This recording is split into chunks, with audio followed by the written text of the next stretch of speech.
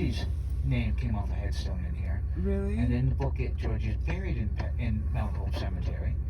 And the headstone Carrie's name came off as in here. And 2 movie scenes were filmed here. Did you see the first Pet Cemetery movie? Yes. I remember that when the housekeeper Missy, she took a step off a table, she hanged herself. And she had a graveside service. Her graveside service was filmed in this cemetery. Oh my God. And then Gage, the baby Gage, was buried in this cemetery and then dug out of this cemetery and brought to the Mount Hope, brought to the Pet Cemetery. And last year, we brought Miko Hughes, the guy who played the baby Gage. We brought him here to stand on his own grave. It was awesome. He's such a nice guy. That's He's on Netflix by Del Toro. no.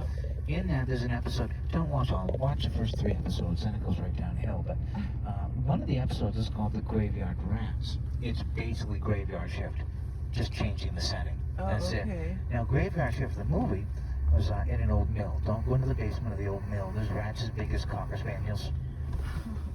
We filmed that movie in Maine. We filmed The Rats in Bangor. We got into the old hydroelectric building, and the waterworks building, and we lined the basement with chicken wire. We dumped 500 live rats into it from Jackson Laboratories. And the rats are like, "This is a party, bring snacks." The film crew disagreed. You got a better camera on your phone than they're making movies in the late 80s. Yeah. Right, to get rats as big as Cocker Spaniels, they had to wade in the live rats. And the film crew went, "Nope, we're going home." But they paid some of them a bunch of money. They got them in, they got them out. And then they hired these 2 local exterminators to come get the rats. And the rule was, you touch a rat, it's a trained rat, it'll play dead. Pick it up, put it in the cage. Be quick about it, we need our rats back. Day 1, day 2, they're throwing rats around, they're having a great time. Day 3, they touch a rat, it does not play dead. They're getting bit, they're getting scratched. They call the lab and say, "Hey, your rats aren't cool." The lab said, "Yeah, time's up, get a net." It took them a week. They finally called the lab and said, "Hey, come get all your rats." The lab showed up and went, "These aren't our rats. You have too many rats here." They've been capturing wild river and sewer rats by hand for 4 days. Oh my God. The production company left food out for the lab rats at night, and every rat in Bangor said, "Party the dam." Right. And those 2 guys caught and destroyed the entire population of rats in Bangor's waterfront in a single week. Thank you, Stephen King. Have you heard that the Kings are very nice people? Yes, they're very generous. They really are. And there's a foundation called the Stephen and Tabitha King Foundation. Their foundation has been donating between $3 and $5 million a year to things in Maine every year. Last year was the 40th year. There's no end to the charity. The problem is, they don't talk about it. They feel that charity should be done in secret. Yeah. And I have so much respect for that. But I want to share all those stories with you, and it's very hard. But I can tell you that they donate to the Ronald McDonald House every single year without fail. This was the first Ronald McDonald House in New England. Oh, really? Somehow, nowhere Bangor, Maine got the first Ronald McDonald House in all of New England. Also convenient spot for me to turn around. Remember that heartwarming story I told you about rats and Graveyard Shift? Yes. They were filmed right there. That's a neat old This is the building. old hydroelectric facility. There was a dam that went across the river here, and as the tide went in and out, it's doing nothing right now, but it's waiting. In about 5 minutes, it's going to start going out again. And as the tide went in and out, there's a dam across the river, and it went through the dam, turned a turbine, and generated our electricity. That used to be a Is dam that there. the across the river? Is that part of the That's dam? no, that's a salmon thing over there. Oh. But there used to be a dam that went across the river here, and this was the waterworks building that managed everything. The rats and graveyard shift, there are tunnels underneath this. Uh-huh. So they put all the rats in the basement of this thing here, and that's where they filmed the rats and graveyard shift. But did you see a movie called Dreamcatcher? Yes. It was terrible. Yes. Terrible, I terrible, don't terrible. like that actor with the... He's Right. kind of creepy, that redhead. Yeah, oh yeah, he's hard to take, isn't he? Yeah. Yeah. And if you see that thing, fast forward all the way to the end. Okay. The final fight scene in the waterworks to save the world was in that waterworks building as well. Oh, wow. So 2 Stephen King movies right here, Graveyard Shift and Dreamcatcher right here. 2 Stephen King movies that Stephen King didn't care for. Neither did I. loves those movies. My wife doesn't get to choose movies anymore. That was all filmed in Old House. He said, hey, you guys want to come to Bangor, Maine? And they said, where's Bangor, Maine? And then he went, oh no, you're in the middle of nowhere. He said, I tell you what, Stevie, give us a few years, we're going to try to get to Boston. Let us get to Boston, let us settle in, call us back. We'll start working our way up the coast. Steve said, all right, come on, let's go. He funded the whole move. Oh, wow. He agreed to donate to them annually for as long as there's a King Foundation, if they'd agree to start in Bangor and work their way down to Boston. And then the King Foundation bought the first Ronald McDonald House in New England and donated it. That's how we got it.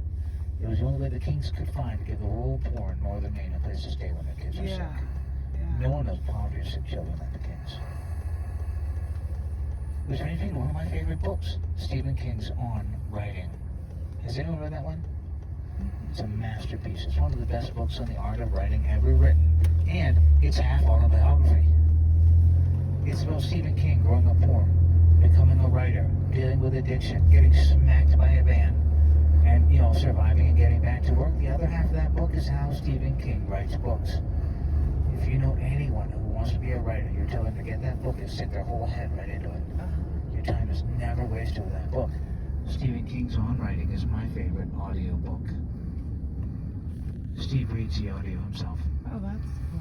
Now, I've listened to every audiobook Stephen King has ever done. That was my favorite. It's just Steve talking about his own life, his own writing. That would be a neat one. It is fantastic. And in the book On Writing, Steve says to be a writer, you have to read a lot, you have to write a lot, and you have to write what you know. Now, Steve graduated 15 miles behind us at the University of Maine in Orono, and eventually he got a job teaching high school English 15 miles ahead of us on this same road at Hamden Academy. He made $6,400 a year as a full-time English teacher. He was living in a double-wide trailer in the woods of Herman, Maine. To make ends meet, he was writing short stories. He was selling them to men's magazines. As an example, Children of the Corn was originally published in 1973 in Penthouse magazine. 73 or 76. I think it was 73. All the old stories from the Night Shift collection originally went to like Adam, Cavalier, Gent, Penthouse. And finally a female fan wrote in, she said, I love Stephen King stories. I don't love Gendo. Yeah. And Stephen King's never written a story about a woman. It's just stories about men in men's magazines. She said, and I quote, Stephen King is afraid of women. That got Steve thinking. And eventually, in that double-wide trailer in the woods of Herman, Maine, right next to the hot water heater, little tiny writing desk, he starts a story about a 17-year-old girl named Carrie White. He wrote the shower scene of Carrie and threw it in the trash. Steve says, write what you know. Well, he's a high school teacher. Write about a high school student. Check. All right, nothing he knew, true then, true now, going to be true forever and everywhere in the world. High school children are terrible to one another. Shower scene of Carrie, check. But Steve's a 23-year-old man writing about a 17-year-old girl in the school shower having her first period. Unchecked, he threw it away. Tabby pulled Carrie out of the trash. She knocked the cigarette ash off all those pages. She read them, and Steve came home, and all these pages are flat right back out on the kitchen table. They're all right in order. And Tabby says, Steve, can you finish this one? I think you're onto something here. And Steve said, I have no frame of reference for a 17-year-old schoolgirl. But Tabby did. Tabitha Spruce, that's her maiden name, grew up in Bradley, Maine, right outside of Old Town. She went to high school coming up here to our left at John Batts Memorial High. When Tabby was a student here, the door on the left was for the girls. The door on the right was for the boys. The door in the middle was for the nuns. Segregated Catholic school. Tabby and her 5 sisters went to school right here. Tabby went into this middle door. She convinced the nuns to let Stephen King into the girls' shower at night, so I could see a girls' shower and rewrite the first scene of Carrie. That happened right here. And in 1976, when the movie Carrie came out, Sissy Spacek in the shower, that shower scene was groundbreaking. It's still impressive today, by the way. But that was about as graphic as you get on a movie screen at the time. Yeah. Times have changed.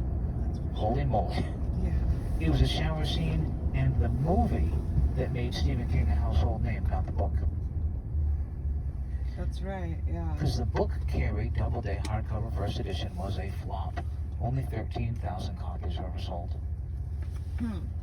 You know, Doubleday would give almost anyone who could write a good book a contract, but Doubleday contracts were terrible. And part of it was, if you couldn't sell the book yourself, you lost your contract. They weren't trying to spend money on new writers, they just wanted to have them all to see what was going to happen. Carrie got published, almost no advertising, bombs. But then comes Salem's Lot, the best modern vampire story ever told, and then The Shining, the best haunted house story ever told. Steve's first American bestseller, and bam, Steve's a star. And that's when they then made the movie Carrie.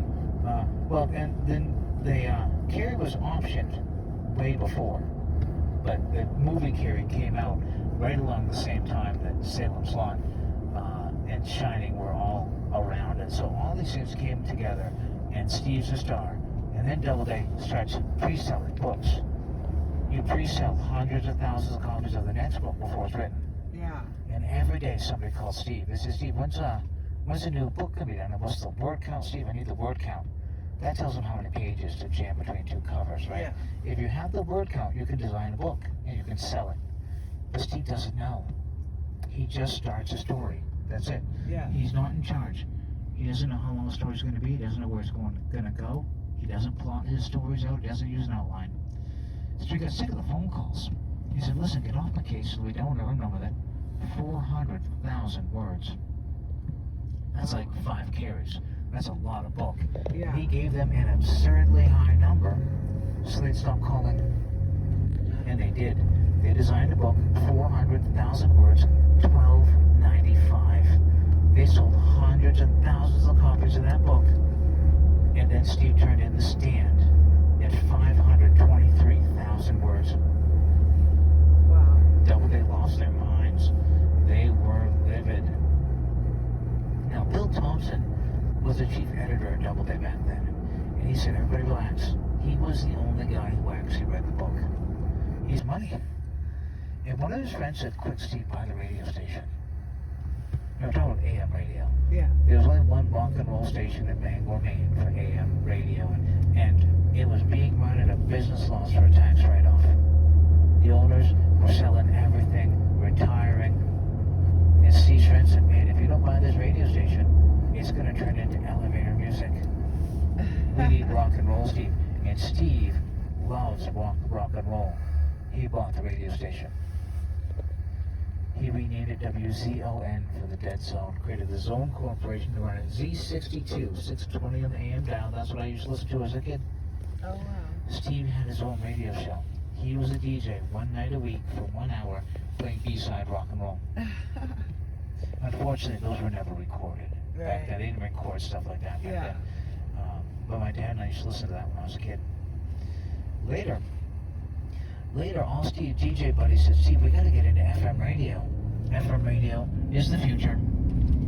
So Steve bought another radio station, 100.3 on the FM dial, WKIT, K for King, and IT for the book he had just published, called It. Stephen King's rock station, WKIT, is the most popular station in the area. This is what I listened to as an adult, and you should too. I don't mean like while you're leaving town, right? What you do is you go to WKITFM.com and you can, from the website, stream this radio station live, or from the website, not an app store, you can download the WKIT app. When Steve bought WZON, that little tiny tower over there was the original tower. You couldn't even hear this some days. So Steve built a new tower. Wow. Now here's why you should listen to WKIT. This is a locally owned, DJ-controlled radio station. There aren't many of these left. No, because people, stream and you can't get stuff. Yeah, it's wild. Like, most radio stations are owned by huge communication companies, and they have a computer program that tells you what song to play during 1 hour Right. to attach their demographics to sell advertising. That's how they make their money. Not this one. These DJs play whatever they want. You'll hear rock and roll on this station you never heard in your life. It's amazing. And the DJ from 7 to midnight is Alice Cooper. No way. Alice Cooper has a syndicated radio show called Nights with Alice Cooper. If you like rock and roll, that thing is solid gold. And we all get to listen to it for free. Go to Stephen King's rock station because Stephen King loves us. It's true, he told me. Now, the advanced screening, like our own little version of a world premiere, for most Stephen King movies is in Bangor, Maine for free for the locals. Really? Yep. You get free popcorn. You get free water. You have a seat. Stephen King comes out and chats with everybody. And that's awesome. If he's in town, he usually is. And then they give away a bunch of free Stephen King stuff. Oh my god. Who's got ticket number 7? Free signed book, pow. Wow. Like books, movies, hats, t-shirts, DVD, whatever they give away a bunch of stuff. And then Steve goes, hey, there's anyone sitting right there? He sits next to some complete stranger who just holds his or her breath for like 2 straight hours. Like, oh my god, oh my god, oh my god, oh my god. And then Steve's cameo comes on and we lose our minds, right? If you think you're bad in your living room when you see a Stephen King cameo, imagine being in the theater with Steve. Yeah. It's like a riot breaks out. We laugh and we cry and we hoot and we holler. Then we go home. We had a nice night with Steve. But originally, the hardcore collectors knew what was going on. They'd fly to Bangor, Maine early. They'd get in line before we got out of work. They'd box at all the locals. They'd win all the free stuff. Oh no. And that night, everything's for sale on eBay. And that's not cool, right? No. Steve and Tabby had to find a way so the average person from Maine could come out of the woods wearing, jeans and flannel, hang out with Steve and win a thing. The only way into the world premiere is to win a pair of tickets through Stephen King's rock station. As an example, we have been in the King business for over 35 years. My father gets gifts and cards from the Kings. Oh. I do tours for the King Foundation. We don't get tickets. My dad has to sit in the car with the engine running every morning at 9:50 like everybody else. And they'll come on their radio station. Hey everybody, Lisa's going to be at Frank's Bake Shop. She'll be there at 10 o'clock. 4 pairs of tickets. Good luck. And you speed across town. You find Lisa, she puts her eyes on every single person to make sure she's not handing out tickets to the same person twice. Right. It was the only way to make it fair for everybody. And the only way to keep me from getting all those tickets. I want all those tickets. Can you imagine what I could do with a dozen of those tickets? Yeah. Do a tour, end up in the movie? Oh my goodness. I've been a kid in college. I want all those tickets. But I can't get them. Because every day I'm on a morning tour. My dad used to do afternoon tours. Now he does nothing. He's retired. He gets tickets all the time. It's like magic. And when he does, guess who he does not bring to the movie? He doesn't bring you. He doesn't bring me. His handsome, hard-working son.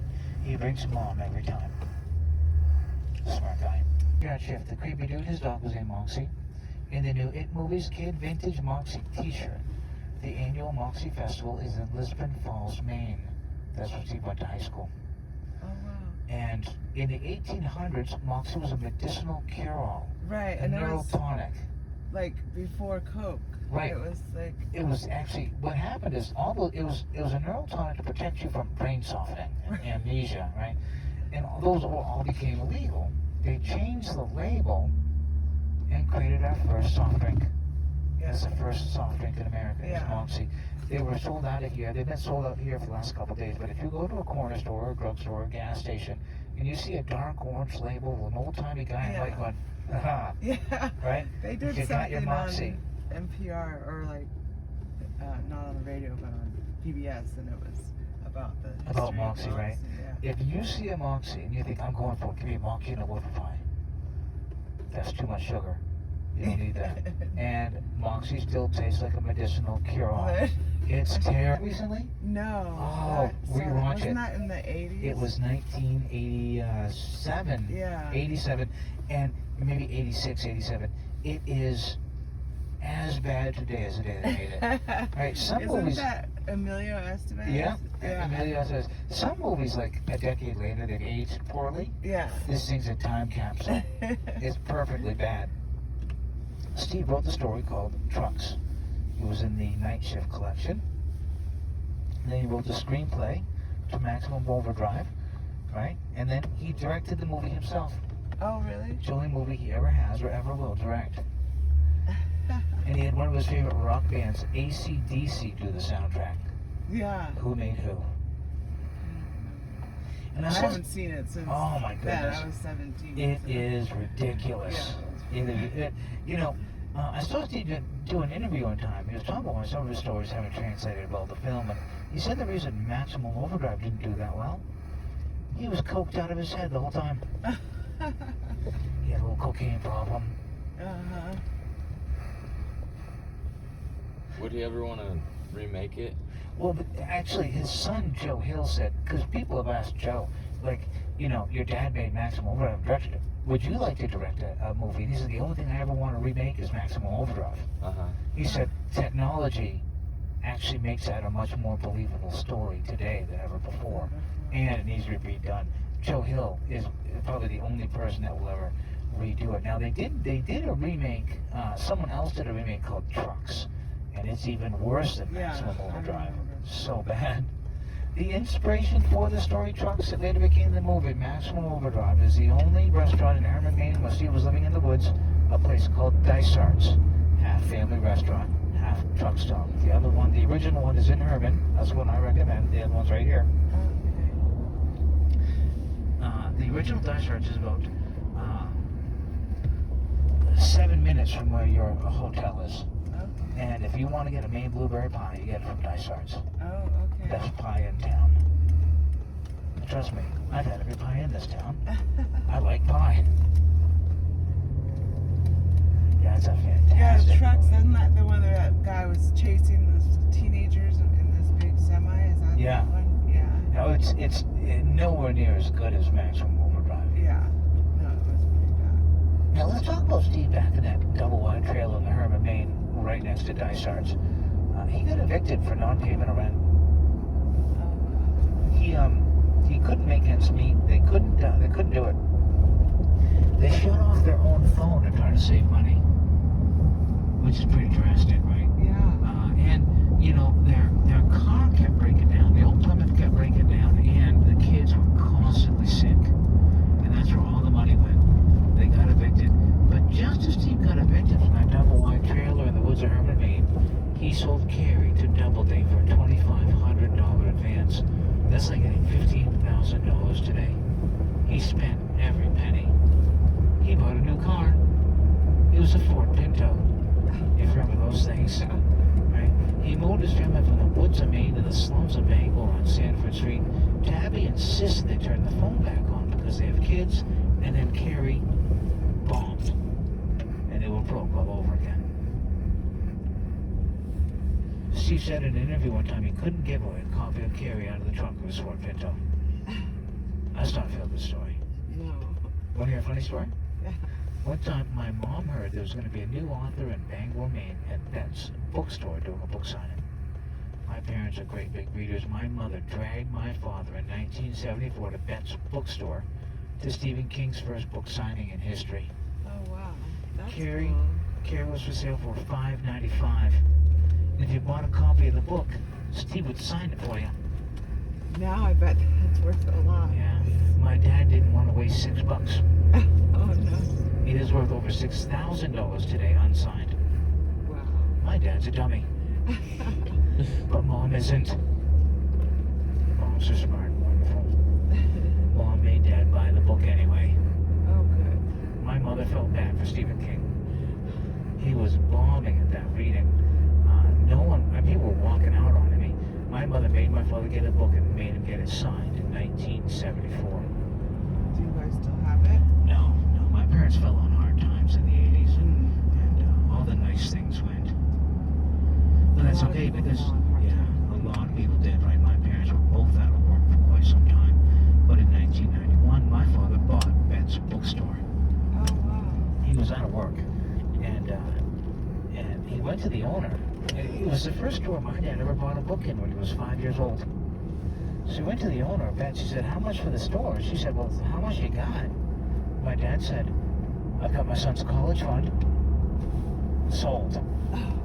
My dad became the owner of Bet's Bookstore, the oldest bookstore in Bangor, Maine, and I became not the owner of a college fund. You're not supposed to laugh at that. I had already joined the Navy. Oh, well, there you go. You got your GI Bill? Yeah, I joined the Navy at 17 to get out of this place. It was all their money anyway. What river is This is called the Condescate Stream. It is. It is. Are those beaver dams? Do you guys have beavers up here? We have the beavers here. They don't do that much, but do have beavers here. We have a lot of wildlife here, but they've never dammed up this river. It's too strong. Yeah.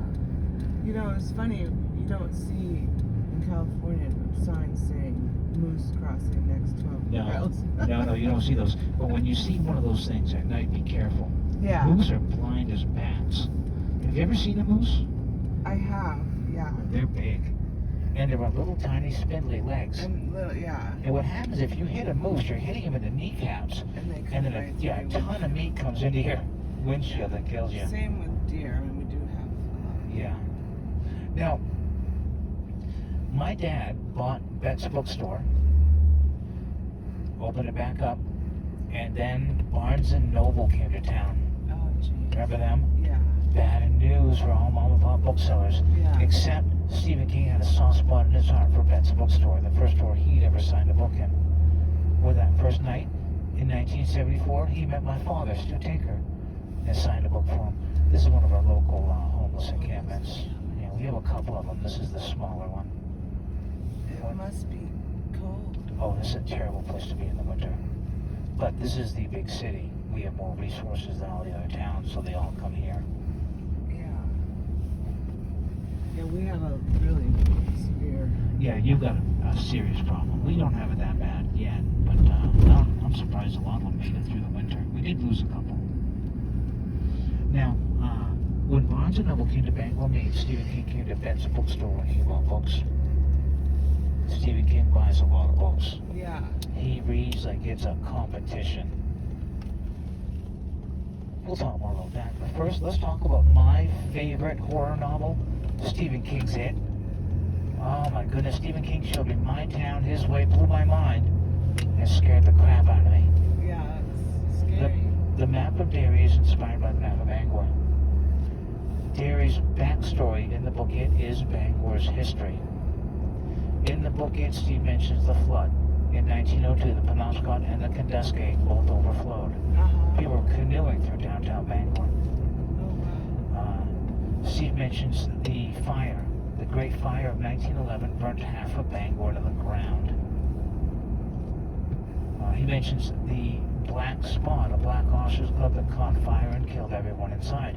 We had an officers club. It did catch fire. No one died in that fire, and we didn't have segregation up here. And Steve mentions the Bradley Gang. Bank robbers shot dead in the streets of Derry. In 1937, the country's most wanted bank robbers, the Brady Gang, were shot dead in the streets of Bangor by the FBI. So Steve uses our city, our history, our map, all of it. He darkens it up considerably and makes it a pretty terrible place where bad things are happening to kids. And parents don't care. Do we It's- get to see the gutter where? Yes, we do. Oh, Yes, we do. So the name Derry comes from the map of Northern Ireland. okay, yeah. Up in Northern Ireland is a town called Bangor and a small town the locals like to call Derry. Mm-hmm. And in the book It, one of the kids stayed behind. Mike Hanlon became the city historian and the librarian at the Derry Public Library. Which would be this thing right here to your left. The library. This place is packed today. There must be stuff going on at the courthouse. Look at this. Isn't this nice? The book It, because we have the canals, Bangor becomes Derry, and I get a second career. All from a children's story. Those are the canals, babe. Wow, that's cool. Now, when my dad bought Bet's Bookstore, he moved it to downtown Bangor, Maine, to what is now Patty Murphy's Pub. Oh, I see. Right in the middle of downtown. First store is new, second store is used. Perfect location for a bookstore. Yeah. Steve came into that shop every month. He was in town for a decade and bought books by the arm road, right there. And one day he walks in, he says, "Hey Stu, how you been?" Pulls a Stephen King book off the shelf. Pulls out a Stephen King pen. Stephen King. What's happening across the street there? Stephen King. Hey, have you tried that new restaurant? Stephen King.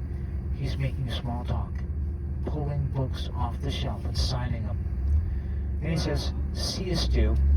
And he walked out, and he left a pile of signed Stephen King books on the counter. Oh my God. My father lost his mind. Right here was now Patty Murphy's pub. But Dad's smart. The longer you keep Steve talking, the more books he signs. My father started studying Stephen King like it was his job.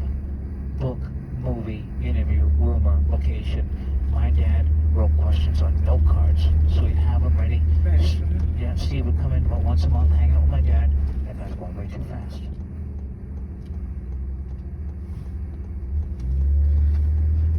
Steve would come in, hang out with my dad, and tell stories, signing up to 25 books at a time. Wow. Later, when selling books online became a thing, my dad would sell books online. He'd bring them to Steve's office. Steve would personally inscribe and sign every book for my father before mailing it out. Oh my God. Steve quit book signings after The Eyes of the Dragon. He was at one really bad signing. I remember I was there. Not my fault. They put in the Bangor Daily News, Steve's going to be at the mall doing a signing. Go to B. Dalton, buy a book, he'll be right there. They set Steve up in the middle of the Bangor Mall at a 6-foot folding table, and he walked away. Steve was swallowed whole by fans. When Steve was signing my copy of The Eyes of the Dragon, that's the first signed book I ever got, Steve was chewing aspirin between signatures to keep his hand going. He signed till he couldn't hold a pen. He went home and he quit book signings for years. The next time he did a public signing at a bookstore, it was for Best Bookstore. Nice. He did 2 for us over the years, and Tabby did 1 for one of her books. They saved us. We wouldn't have made it through the first 5 years if not for the Kings, much less having a store for 20 years. Okay. In the book, Adrian Mellon is thrown off this bridge right here, and Pennywise takes a big old bite out of him right underneath us right here. Adrian Mellon was thrown off the bridge in the book because he was gay. In 1984, a young gay man named Charlie Howard was thrown off this bridge right here to our left, and he drowned face down in 7 inches of water right underneath us. He had an asthma attack, and he drowned face down right here. Charlie Howard's death was the first recognized death by hate crime in Maine. Okay? I grew up here in the 80s. We had gay friends. It was not a good time for them. Gays were being beaten in the streets outside of Benjamin's and the tavern, which Steve calls the Falcon in Derry. And when Steve killed a fictional character right here, he broke this town right in half. He put us right in the middle of a conversation about gay rights in the 80s in rural America. No one wanted to have that conversation, right? Can you imagine 20 million people buy the book It on a Tuesday? That's when books are released on Tuesdays, right? And they all go home that night after work, and they all open the book about the same time in their time zone, and they all read and go the same rate and rhythm, and then everyone will close the book that night and go, what did I just read? You know, the killing of Adrian Mellon was brutal, and it was also brutal in the movie, Chapter 2. What you read in the book It and what you see in the movie Chapter 2 is consistent with what happened to Charlie Howard from the fair to here. And the questions came up, why is that in the book? Who's Charlie Howard? What happened in Bangor, and how will Bangor respond to the first hate crime in Maine? Bangor became the starting point for gay rights in Maine. Where Charlie was thrown over, there's a rainbow-colored crosswalk right there. Near this building, near these stairs, is a monument to Charlie. He died July 7th, 1984. Every July 7th, there's a ceremony right here on this bridge. People throw white flowers into the stream for Charlie. Stephen King took something terrible that happened right here. He gave it a very loud, very public voice in the book It. He changed my town forever with a pen. You don't get to hear that story very often. People don't talk about Charlie anymore. It was where Steve lived for $15 a week. But after they ran out of that carry money, Steve didn't have $15 a week. But now they live in the city. Tabby could walk to work. Tabby worked at Dunkin' Donuts. She made $20 a week. She paid the rent. And all the money left over, Tabby gave the lady downstairs to watch the kids. So a couple nights a week, Steve would come home, the house would be empty, and they'd get to write. Steve would get to write. Tabby gave away almost every penny. That's how important the writing was. And Steve said originally those were wonderful times, because Tabby always came home smelling sweet like donuts. And Tabby in that short pink Dunkin' Donuts uniform at the time. Steve was a fan. I won't say anything else about that. Now, when Tabby made the donuts, cream filling came in almost like a popcorn tub. She'd save those tubs, she'd rinse them out, she'd bring them home. That's what they used as diaper pails. That was all they could afford to do. Isn't this a nice house? Isn't it a beauty? In the book, Beverly Marsh lived in a place in Derry where there are houses behind houses, meaning she's the poorest of the poor. In the 50s, this is the only street that happened. This is Beverly Marsh's home in the book. In the book, Beverly Marsh lived in the second half of the first floor of this tan building, but in the movies, she came out of she lived on the second story and came down this wooden fire escape to get away from her abusive father. This is Beverly Marsh's home in the book. And from here all the way to the river has always been the slums of Bangor. Now you remember in 1974 when the book Carrie was published, have you seen the picture of Steve inside that one? He's kind of round in the face. He's kind of round in everything. Most of that's alcohol. The rest of it's donuts. Tabby would bring home stale donuts that hadn't sold during the day, and Steve and Tabby would have stale donuts for dinner, so the kids could eat food out of the refrigerator. He wouldn't even take lunch to school. Those taking food out of the kids' mouths. He would just sit in the teacher's lounge and read. Until one of the teachers, a guy named Bruce McNamara, figured it out. He talked to a friend of his. Those two teachers quietly took turns bringing Steve a sandwich every day for lunch. When Steve became successful, he took care of those two teachers for the rest of their lives. But for quite some time, that was Steve's life. Handouts for lunch and stale donuts for dinner from this Dunkin' Donuts. This is where Tabby used to work. So Dunkin's been around that long? Oh yeah, Dunkin's been around here. People in Maine love Dunkin'. Paul Bunyan, and Paul Bunyan comes to life and chases them down the street with his axe. But in the long miniseries in 1990 with Tim Curry, Paul Bunyan wasn't there, and I was angry.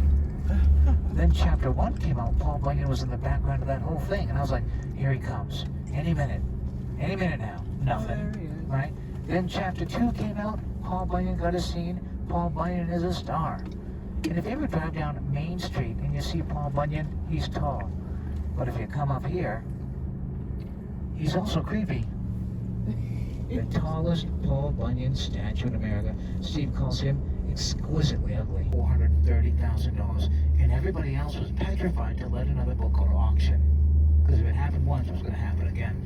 So someone snatched up Carrie in a $400,000 backroom deal. Steve hears that number, his knees go out, and down he goes. Well, sooner or later, he gets up, he hangs up the phone, he thinks to himself, holy cow, or something more colorful. Yeah. He thinks, I've got to go get Tabby a gift. He runs downtown to get Tabby a gift, but it's Sunday night, Maine in the 70s. Nothing's open. Blue laws made retail sales illegal on Sundays. The only things that could be open were corner stores, drugstores, and gas stations. Steve went to Laverdier Drugstore. That's about 3 buildings down from where the Opera House is today.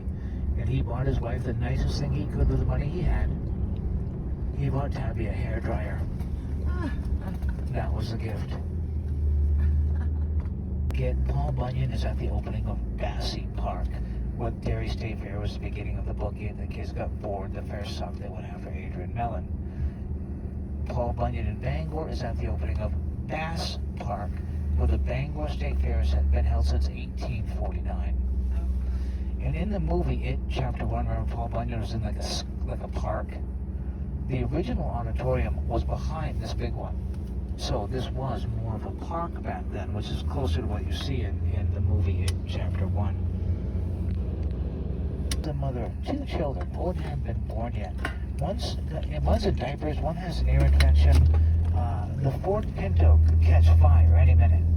She's slinging donuts in the slums of Bangor to pay the rent. The phone's about to get cut off again, and they're about to get a bucket of money. Now, not a lot, but more. Remember, they're only making $6,000 a year. So even if they got like 20 grand, it's still more than they've ever seen in their lives. So they need a plan. It needs to be a good one. Steve says, Tabby, let's take care of Mom. Steve's mother was dying of cancer and working double shifts in housekeeping. Steve and his brother David took a bunch of that money. They made sure she never had to work again. She did not live long. She got a break there at the end, but she died at the age of 59 of cancer. And that was the plan, and that was the money. And then Steve says, Tabby, I'm going to quit my job, and I'm going to start writing full time. Either we're going to make it or we're going to go broke trying. Now, in case you didn't know, Tabby has the final say in all things King all the time. She always has and she always will. As a mother of children, she had every right to say, Steve, get back to work. We need a house, we need a car, out of the slum, Steve, maybe next book, Steve. And that would have been a totally reasonable response from any mother of children. But that's not Tabby. She said, go for it, Steve. Quit your job. Make up a monster. So he went to the principal of Hamden Academy. He said, listen, I just signed on for a new year, but when summer's over, I'm not coming back. The principal said, good for you, Steve. When you come back in the fall looking for your job back, I won't have been holding it for you. Good luck out there. That's how people treated Stephen King. Yeah. I mean, he was a long-haired, bearded weirdo, right? And, I mean, he was making ends meet as a gas station attendant. He was pumping gas after college. He worked at New Franklin Laundry with a friend of ours. They washed sheets for hotels. That's where the story of the Mangler came from. And he was a janitor. No one saw Steve coming but Tabby. Tabby pulled Carrie out of the trash. Yeah. Tabby told Steve to quit his job and be a full-time writer. Everything else went pure magic for every single one of us. And it was Tabby who created the family intervention that got Steve off drugs and alcohol in 1987. Steve started drinking on a high school field trip. He never stopped. He went right down the rabbit hole.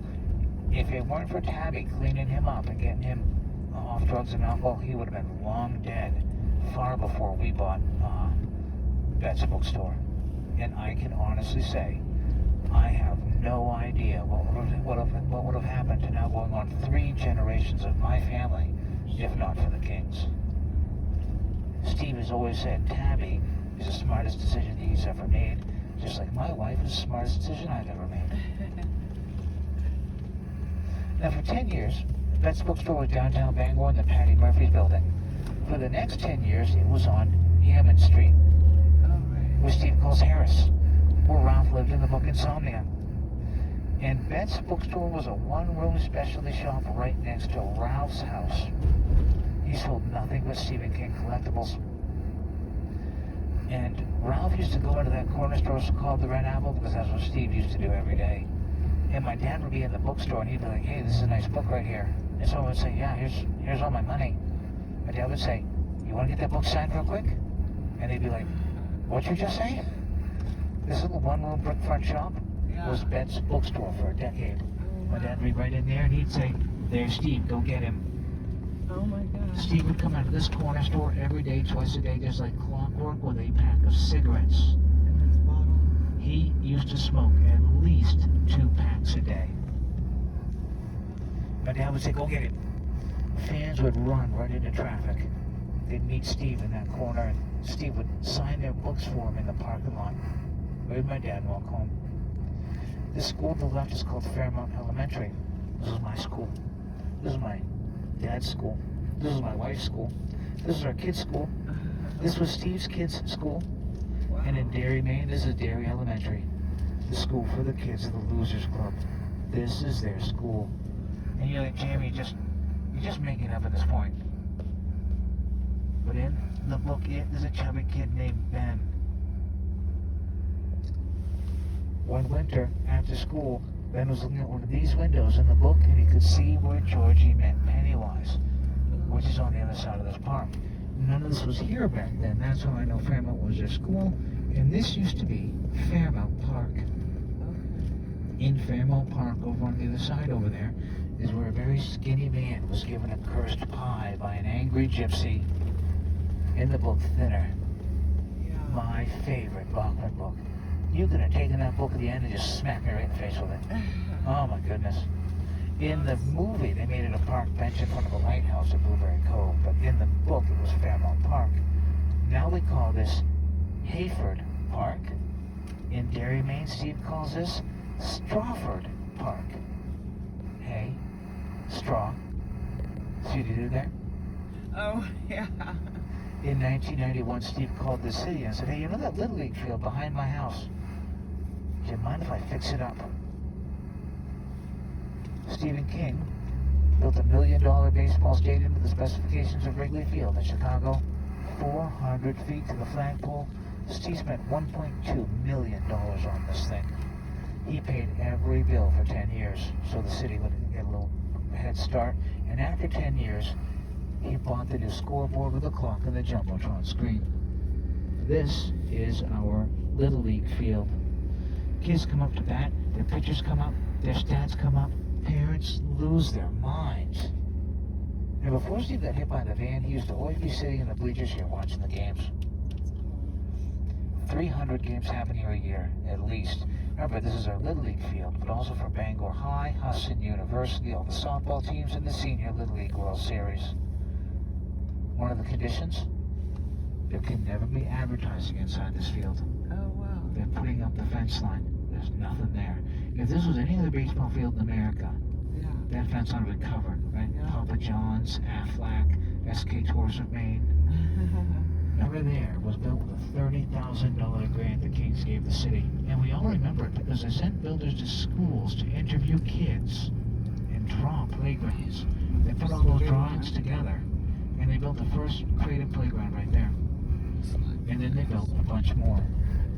I don't have the final number, but I know the King Foundation has built or funded somewhere between 30 and 50 playgrounds through the state of Maine. Oh, wow. And you've just been corner to corner through the third largest city in Maine. There's nothing up here. Can you imagine? The King Foundation calls like a township. Hey, I see you got a park right there. You want a playground? The town clerk goes, yeah, I want a playground. The King Foundation, they send a crew to build a playground in 3 days and walk away. Not a single mark on any one of them on where they came from. Now in Bangor, this is Union Street. In Derry, this is Witcham. At the other end of this street, there's one called Ohio. Steve calls it Kansas. I was going to try to make this turn, but that guy, don't know what he's doing, so we'll wait a second. I used to mold these loans for money as a kid. I used to deliver newspapers right here as a kid. When I came back to the States, I found out kids don't deliver newspapers anymore. And they won't mow a lawn, right? I used to ask kids, like, what do kids do for money nowadays? And one time a 15-year-old said, I play video games, I make YouTube videos. I never asked again. Little dude makes more money than me. Anyway, if there's a single book you have not read yet, 11/22/63 should be next. It's not even horror. It's one of the best books ever written. It's in my top 3. It's in Steve's top 3. A school teacher named Jake goes back in time to stop the Kennedy assassination, and that school is a fascinating study on Lee Harvey Oswald. So Jake starts in Derry. He's got to get to Texas. But he thinks, before I leave Derry, let me get one thing right. One of his students in night school was a janitor. Something terrible happened to that janitor when he was a kid growing up in Derry, and it ruined his chance at a regular life. And Jake thinks, if I can go back in time, I'm going to fix that. So he goes back in time to 1958 Derry, and he's on Kansas Street. He turns down the next street to our left called Kossuth Street. He goes down to the bottom of Kossuth Street to try to change the past. But nothing goes good for someone in the Stephen King story. Didn't go well for anyone down there. But in the book, down at the bottom of this hill, he runs into Rich and Beverly, the Losers Club. In the book, yet dancing to the sounds of a transistor radio. And the meeting of those characters does nothing for the plot of either story.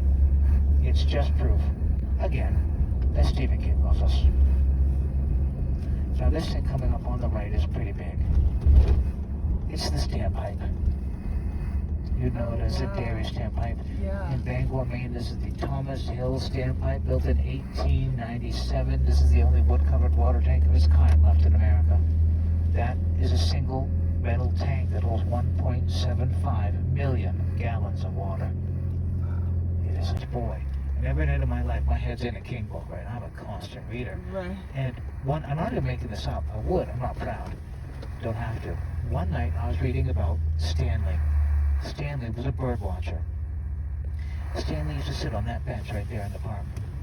He'd look at the birds in this bird bath. He'd write in his journal the birds he saw. And one day, he sees this black door to the standpipe is open. This black door was locked in 1940. A kid fell. If you look at the windows show you the path of a 100-step staircase, all the way around the tank. A kid fell between the tank and the staircase. In 1940, he died the next day.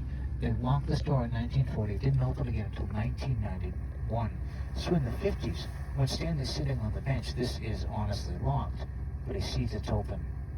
He hears carnival music. He comes closer. He smells popcorn. He goes inside, and two dead boys start slowly and creepily start going down the stairs for Stanley. And my mother calls up, "Jamie, it's time for bed." Scared the crap out of me. And I don't mean for like one night. That's not embarrassing at all. Yeah. Nope, I'm a teenage boy.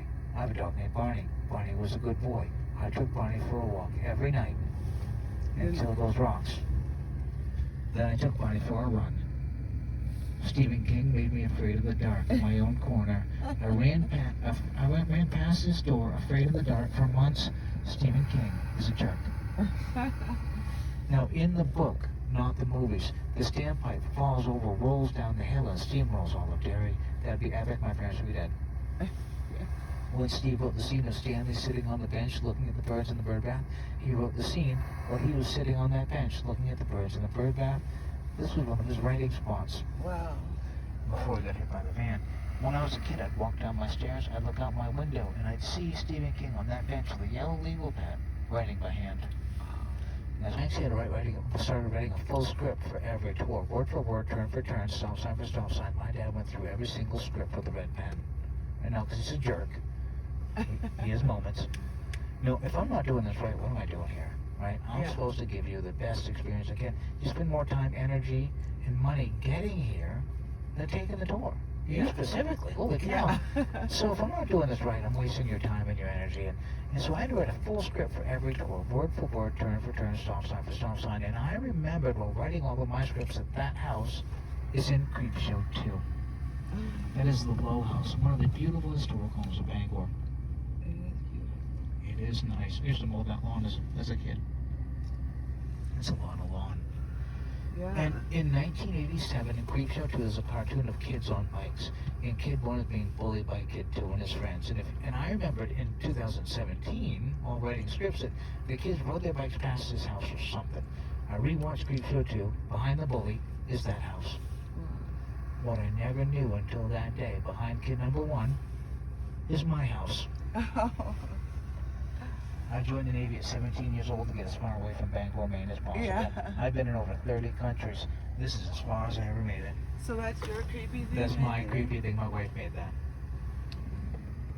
So the kids are standing right here in the middle of the street in a cartoon. They could have lollipops in the background. Nobody cares. Yeah. Right? So kid 1 kicks the bully in the junk and rides his bike away to where it ends poorly for the bully, as it always does. So you see the Low House.